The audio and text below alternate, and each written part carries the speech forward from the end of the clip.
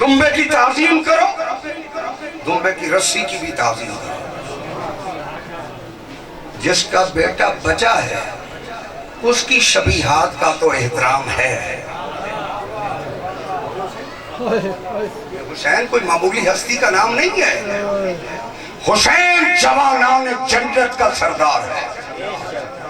حسین کائنات میں وہ ہستی ہے جس کی ماں زہرا ہے، اس کا باپ علی ابن ابی طالب۔ حسین جوانان جنت کا سردار ہے۔ حسین جیسا اللہ نے کسی کا شجرہ نہیں بنایا، بولو صحیح میرے ساتھ،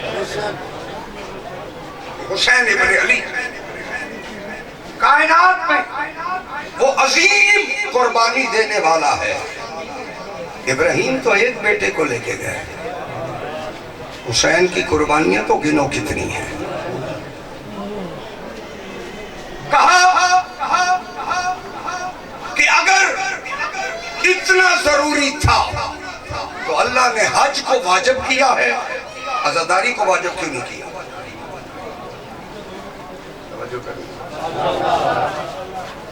حج کو واجب کیا، قربانی کو واجب ہے۔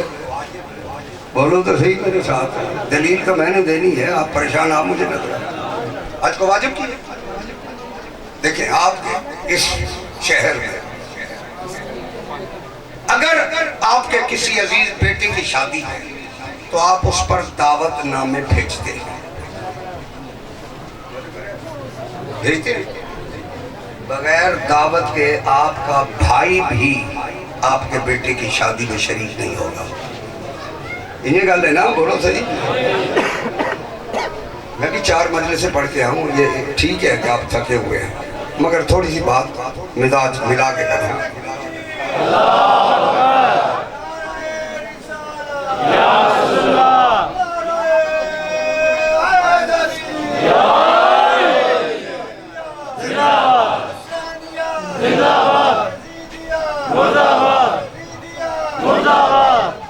معلومات جب خوشی کا معاملہ ہو تو پھر دعوت نامے بھیجے جاتے ہیں۔ توجہ کریں میرے ساتھ، جب خوشی کا معاملہ ہو دعوت نامے بھیجے جاتے ہیں۔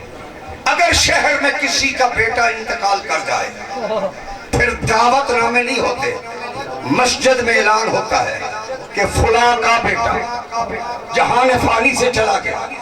اب وہ دعوت نامے نہیں بھیجے گا، بس وہ دیکھے گا کہ کون کون آتا ہے۔ خون کی شرافت دیکھی جاتی ہے کہ کون کون آتا ہے۔ اسی لیے پروردگار نے حج کو واجب کیا، وہاں اسماعیل کے بچنے کی خوشی تھی، وہاں دعوت نامے بھیجے۔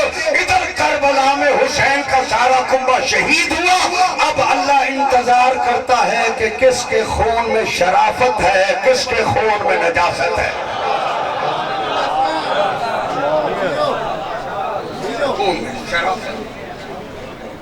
اس کے خون میں نجاست ہے۔ پروردگار 22 ملکوں کی فوج تھی جو یزید نے حسین کے مقابلے میں اکٹھی کی۔ گرو 22 ملکوں کی فوج، یہ جو آ کر بیان ہوتا ہے اتنے بندے تھے، 35,000 بندے تھے۔ 1 لاکھ بندہ تو کوفے کی چھامنی میں رہتا تھا، پتہ نہیں تاریخ کیا پڑھتے ہیں۔ 22 ملکوں کی فوج تھی جو یزید نے حسین کے مقابلے میں اکٹھی کی۔ اتنا ڈر تو حسین کا تھا، بولو صحیح میرے ساتھ، 22 ملکوں کی فوج۔ اور یزید کے پاس حکومت بھی تھی، حکومت تھی نا یزید کے پاس اجماع بھی تھا۔ بولو صحیح میرے ساتھ، میں ہر بات کی تشریح کا ذمہ دار میں نہیں ہوں۔ اجماع یزید کے ساتھ تھا، شورا یزید کے ساتھ تھا،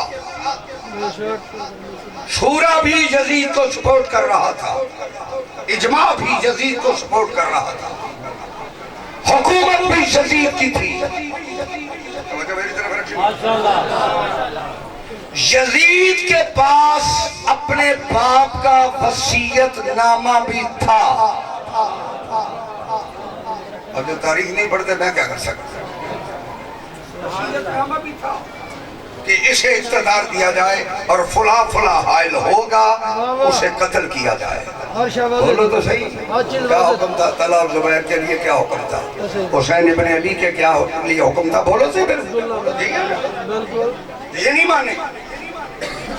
وصیت نامہ بھی ہے، اجماع بھی ہے، حکومت بھی ہے، شورا بھی ہے۔ اب دیکھو حسین کتنا بہادر ہے، اکیلے حسین نے کربلا کے میدان میں پہنچ کے کہا تیری حکومت غلط، حسین صحیح۔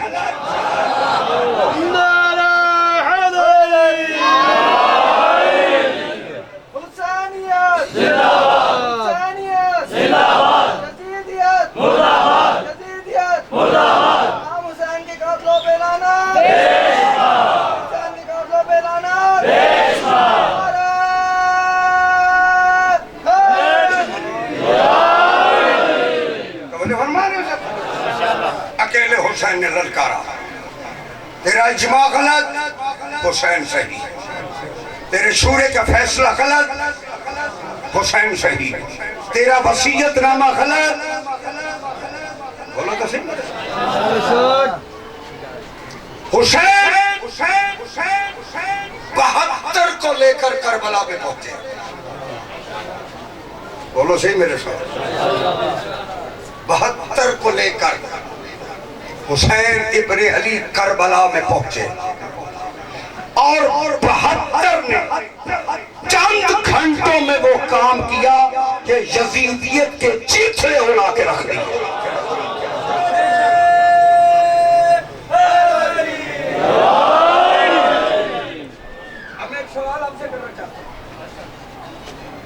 یزید اصرار کیوں کرتا تھا کہ حسین ہی میری بات کرے؟ جب سارا مکہ یمن شام دینی حسین تھا،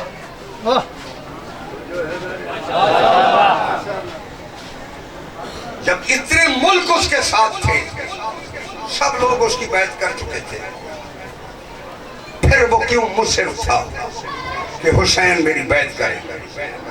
اکیلے حسین سے اسے کیا خطرہ تھا؟ اکیلے حسین سے کیا خطرہ تھا؟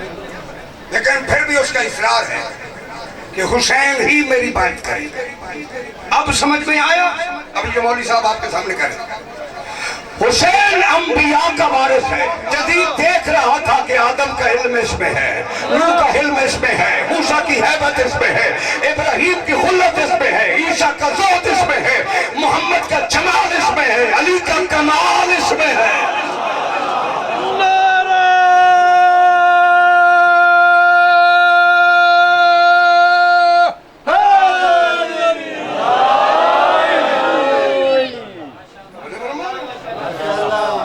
سب کا کمال وہ حسین میں دیکھ رہا تھا۔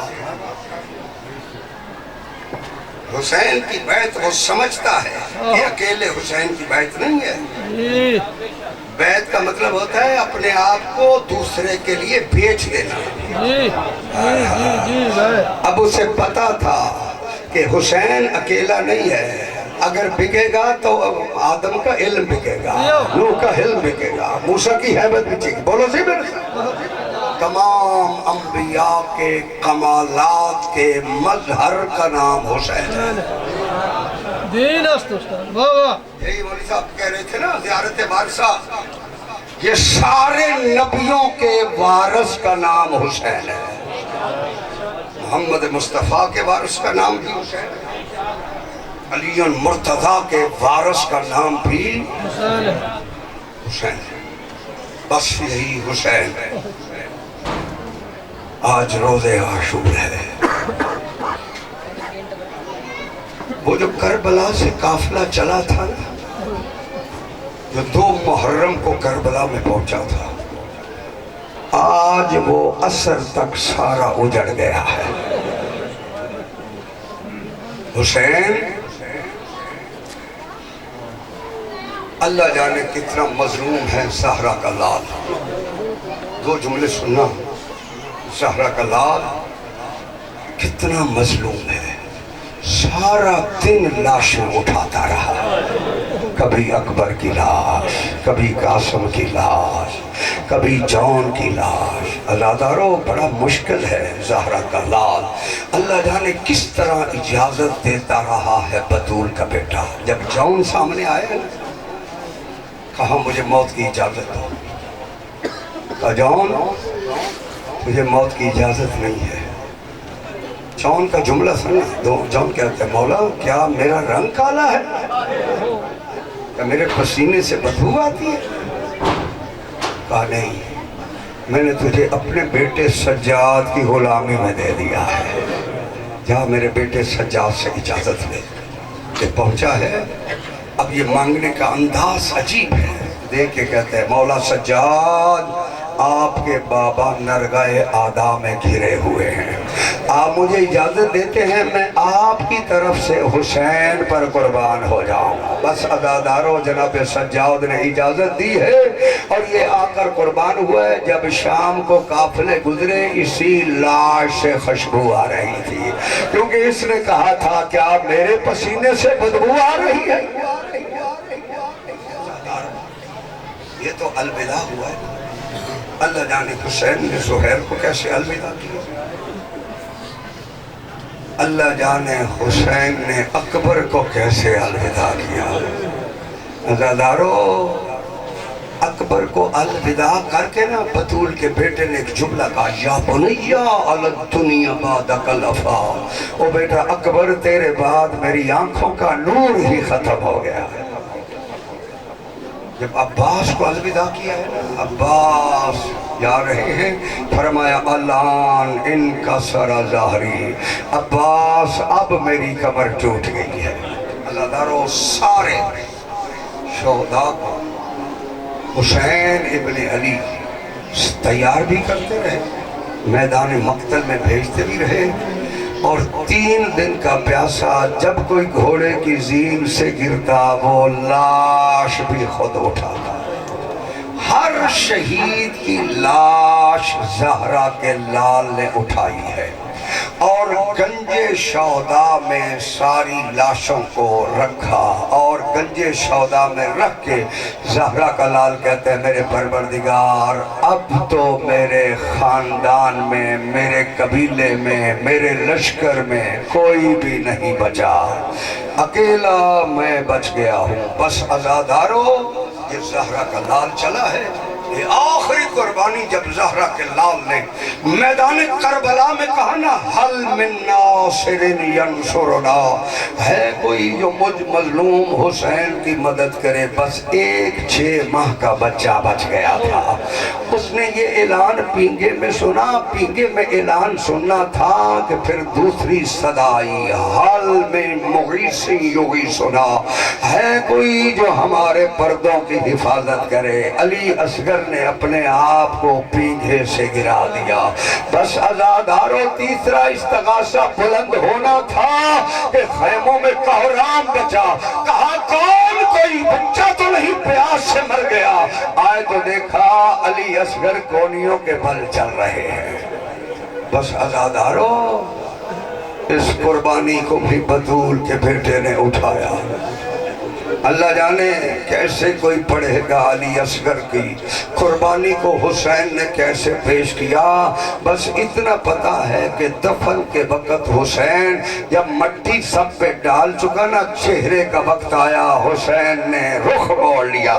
کہا پروردگار اب تو جان اصغر جانے، چہرہ بڑا نرم ہے ریت بڑی گرم. سب کی لاشیں زہرا کا لال گنجے شہداء میں رکھنے کے بعد آیا علی کی بیٹیوں کے خیمے کے باہر. باہر سے آواز دی السلام علیک یا زینب و یا ام کلثوم و یا رقیہ، سب بیویوں کا نام لے کے امام نے ایک جملہ کہا علیکن منی سلام، تم سب پر میرا آخری سلام ہو۔ جب کہا نا میرا آخری سلام ہو، علی کی بیٹی دیکھ کے کہتی ہے اماں لہجہ تو میرے حسین کا ہے، اماں فضا لہجہ میرے حسین کا ہے، جاؤ حسین سے کہو اندر خیمے میں آ جائے۔ جب فضا نے کہا نا بہن بلا رہی ہے، دیکھ کے کہتے ہیں میرا بدن اتنا زخمی ہے، میری سکینہ میرے زخموں کو دیکھ کے ہی مر جائے گی۔ آیا زہرہ کا لال، اب یہ خیام کا آخری منظر ہے جو مقتل نے لکھا ہے۔